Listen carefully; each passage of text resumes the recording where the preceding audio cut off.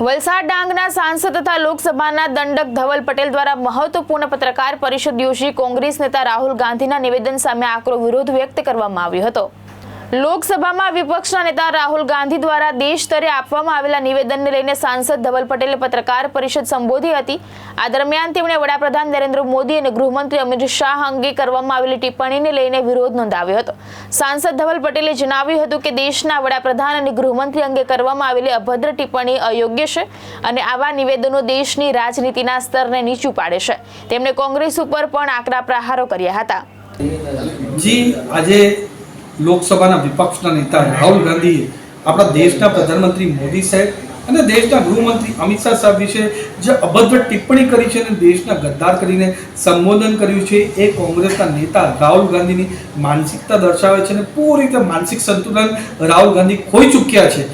કારણ કે એમની કોંગ્રેસની પૂરી ભૂંડી હાર આસામ અને બંગાળની અંદર થઈ છે, જે રાહુલ ગાંધીના ખાસ માણસ ગણાય છે અને લોકસભાના પણ વિપક્ષના ઉપનેતા છે એવા ગૌરવ ગોગોઈની પણ આસામમાં કારની હાર થઈ છે। એનાથી પૂરી રીતે ફ્રસ્ટ્રેટ થઈ ચૂક્યા છે।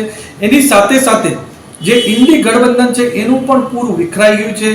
ઇન્ડી ગઠબંધનના જે મુખ્ય બે સહયોગી દળ છે ટીએમસી અને ડીએમકે એ પણ એમણે પબ્લિકલી અનાઉન્સમેન્ટ કર્યું છે કે હવે ઇન્ડી ગઠબંધનના પાર્ટ નથી અને લોકસભામાં પણ કોંગ્રેસની સાથે બેસવા માંગતા નથી।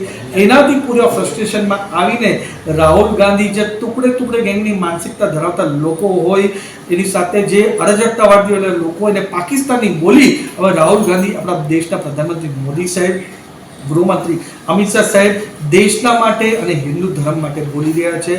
હવે તો કોંગ્રેસના લોકો અને વિપક્ષના લોકો આ જે પૂરો હમણાં યુદ્ધની પરિસ્થિતિનું નિર્માણ આ મિડલ ઇસ્ટમાં થયું છે એને આપણા પ્રભુ શ્રીરામ સાથે પૂરું લિંક કરી રહ્યા છે અને પ્રભુ શ્રીરામના વિશે અભદ્ર ટિપ્પણી કરી રહ્યા છે। એ બતાવે છે કે આ તો ભારત વિરોધી તો છે જ, પણ પ્રભુ શ્રીરામ અને આપણા હિન્દુ ધર્મના પણ કેટલા વિરોધી છે। એટલે આપણી દેશની જનતા આ બધા જ કોંગ્રેસ અને વિપક્ષ દળને મુંહ તોડ જવાબ આવનાર દિવસમાં આપશે। ભાવેશ ઉપાધ્યાય, દ્રષ્ટિકોણ ન્યૂઝ, સુરત।